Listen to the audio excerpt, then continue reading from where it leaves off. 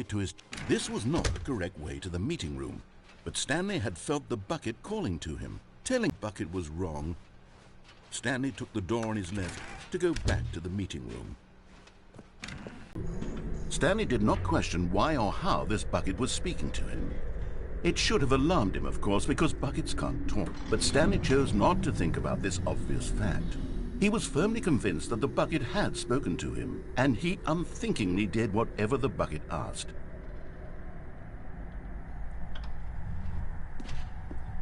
In here, said the bucket. Go into this dark room over here. Stanley once again obeyed blindly.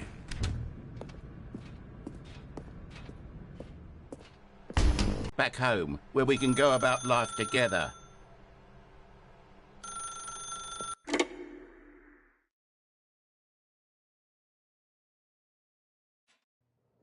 This is the sad story of a man named Stanley and his bucket. Once upon a time, I gave Stanley a bucket because I thought he was lonely and could use a friend. And then, very distressingly, he began to believe the bucket could speak to him.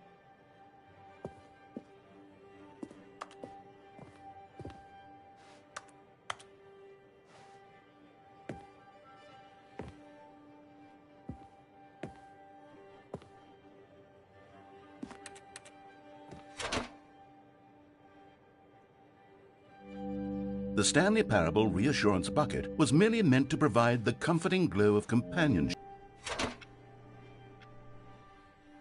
Lately, I've been concerned about him.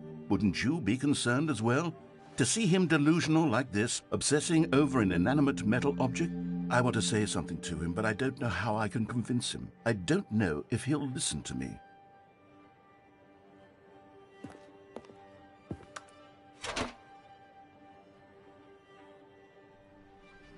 I'll try anyway. Stanley, can you hear me? Listen to me. It's just a bucket. It can't think, it can't talk. All it will ever truly do for you is effectively transfer a liquid from one location to a different location. That's it. It doesn't do anything else. You see, he's not listening. He's still taking orders from the bucket. You know, once upon a time it was me he took orders from, me he trusted and listened to. Now all he cares about is his awful bucket, this stupid hunk of metal. It's sad, but I suppose he doesn't need me anymore. From now on, he's just going to cling to this bucket, this cold, empty bucket, this sort of shiny bucket. Well, I'll give it this. The bucket does have a nice shine to it.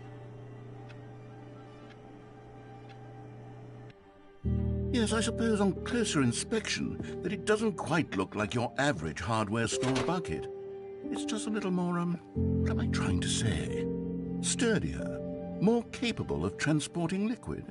Like it would be better at moving an amount of water from one room to another. Oh my God, what am I saying? Better at carrying water from room to room. It's a bucket. It's literally just a bucket. Why do I feel some need to point out the ways in which it's so much more than just a regular bucket?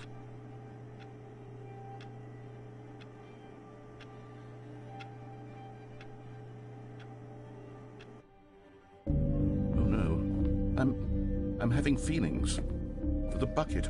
No. What's going on? Why do I want to be with the bucket? Hear what the bucket has to say. Do anything it asks. What's wrong? I don't understand. Perhaps if I had the bucket, this would be less confusing. Yes, the bucket could tell me what to do in this troublesome situation. Stanley, give me the bucket. Give it to me. Give me the bucket, Stanley. I need it. Give it to me now. Give it or I'll...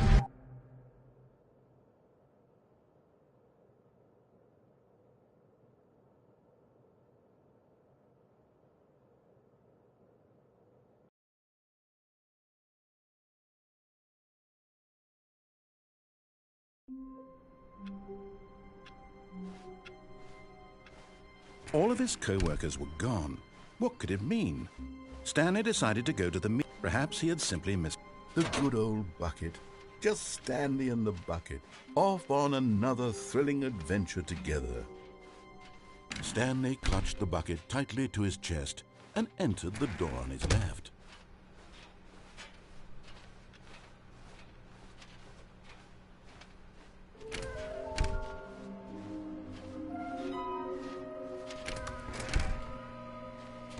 Stanley, we must move on from this broom closet, simply because I have no remaining stickers. If I did, you can guarantee we'd be in here for hours. Coming to a staircase, Stanley and the bucket walked upstairs to the boss's office. But Stanley just couldn't do it. He considered the possibility of facing his boss, admitting he had left his post during work hours. He might be fired for that. And in such a competitive economy, why had he taken that risk? All because he believed everyone had vanished? His boss would think he was crazy. And then something occurred to Stanley. Maybe, he thought to himself, maybe I am crazy. He looked down at the bucket in his arms. Am I crazy? He asked the bucket. The bucket returned his gaze, but said nothing at all. That's strange, Stanley thought. Usually the bucket is a source of guidance and wisdom for me in difficult times. A reassurance and comfort. And that's when Stanley realized, this isn't my bucket. It's just a normal, everyday bucket. Someone else's bucket, perhaps. How did I end up with someone else's bucket? This is all terribly... Surely no good would come from this. Who knows what sorts of bizarre hallucinations Stanley might experience without the psychologically grounding presence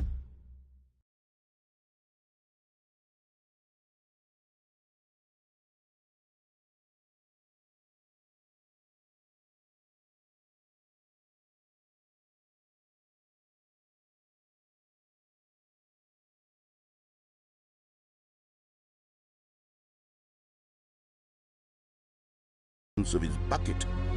And indeed, now he noticed that the rooms were repeating, which was, of course, very odd. And now he felt himself floating off the ground. Oh, gracious, he exclaimed. Without my bucket, I've gone truly mad. Where is it? I must find it. Far off in the distance now, he heard it, calling to him. Stanley! Stanley, it's me, the bucket. Could it truly be?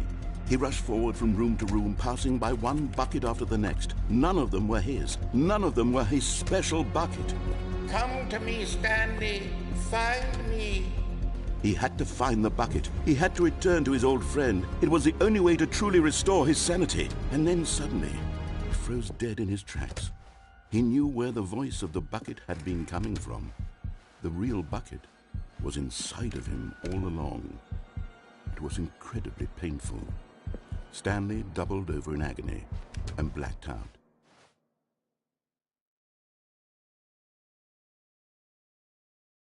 This is the story of a woman named Mariella. Mariella woke up on a day like any other. She arose, got dressed, picked up her bucket of comfort and security, and walked to her place of work. But on this particular day, her walk was interrupted by the body of a man who had stumbled through town, talking and screaming to himself, and then collapsed dead on the sidewalk. Right away, she knew what the problem was.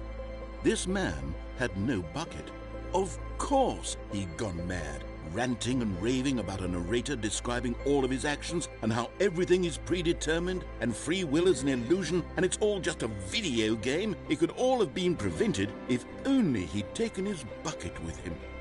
Perhaps he didn't even realize he'd forgotten his bucket at home in the first place. How cruel the world can be, Mariella thought, and she hugged her own bucket even tighter. But of course, she had no time for this. There were a myriad of confusing problems she would soon have to confront at work, for which her bucket would provide absolute guidance and total clarity on everything. Heck yes, she thought to herself, my life kicks ass. And she backflipped all the way to work.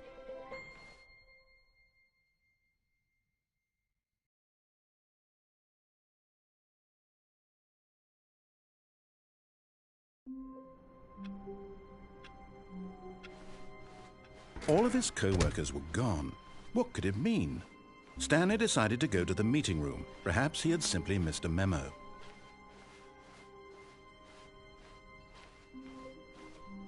When Stanley came to a set of 2 open doors, he entered the door on his left.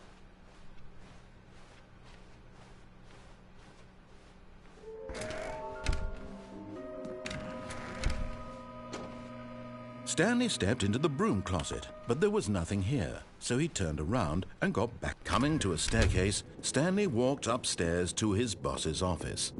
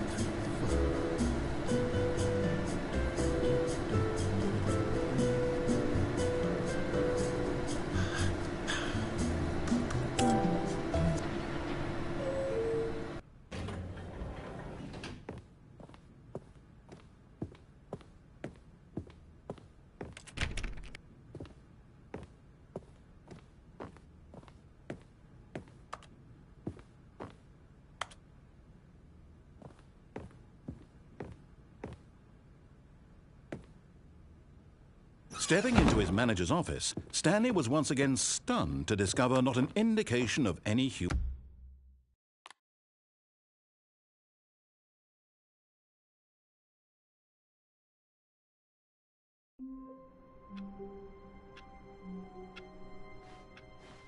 All of his co-workers were gone.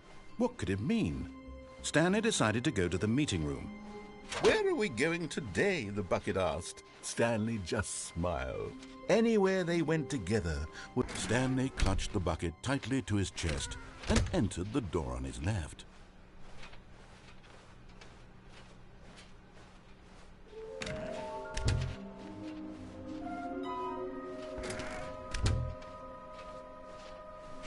Coming to a staircase, Stanley and the bucket walked upstairs to the boss's office.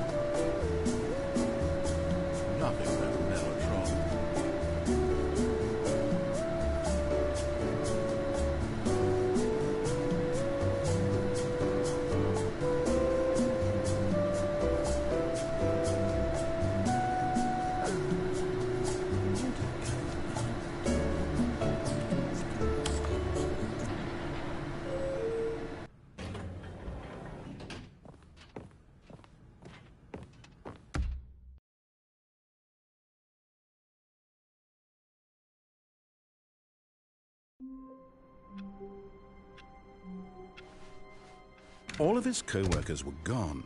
What could it mean? Stanley decided to go to the meeting room. Perhaps he had simply missed a memo.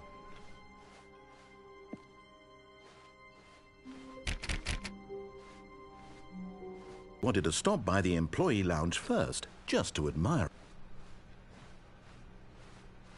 Wow, yes, this room. But eager to get back to business, Stanley took the first open door on his left. Stanley was so bad at following directions, it's incredible he wasn't fired years ago.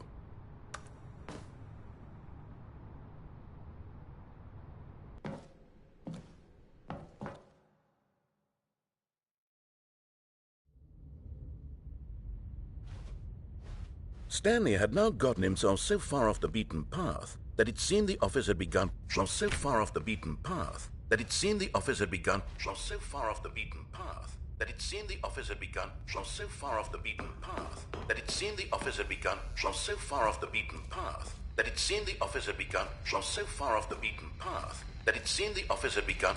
So far off the beaten path that it seemed. You didn't think I was actually just a recording, did you? What a silly and trite explanation that would. All the back and forth between you and me, all the absurd adventures we've been through, and it all turns out I'm just a tape recording? It was all just in Stanley's head. I bet that's the kind of twist you think is revelatory. I bet each and every time you watch a movie where it turns out all to be in the main character's imagination, you must absolutely bolt off the couch in pure shock at the phenomenal and intricate storytelling. It must be so simple to be you. Life being an unending waterfall of surprises and delights. How much more exciting you must find the world than the rest of us do. Now I've become sad. Look what you've done to me. This is your fault.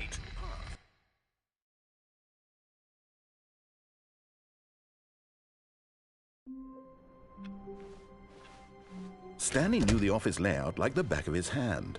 It was only a matter of time before he found the others, wherever they were. Just a matter of time.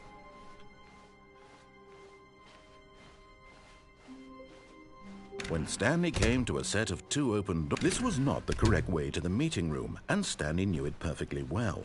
Perhaps he went to the employee lounge first, just to admire it.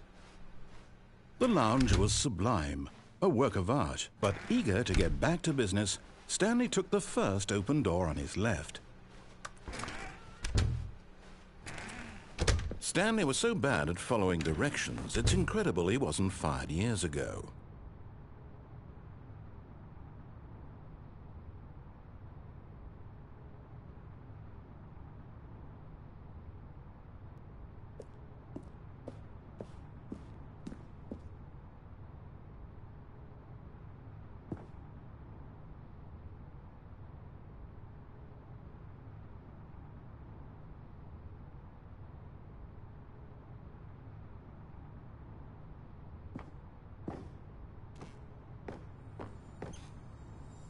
Okay, I'm going back to Stanley figurines, and now I'm torn between Stanlerines and Figlies. What do you think, Stanley? What name better encapsulates the intrinsic sense of happiness that you get from seeing a small number in the corner of your screen go up by 1? Let me sit on it. I'm sure it will come to me.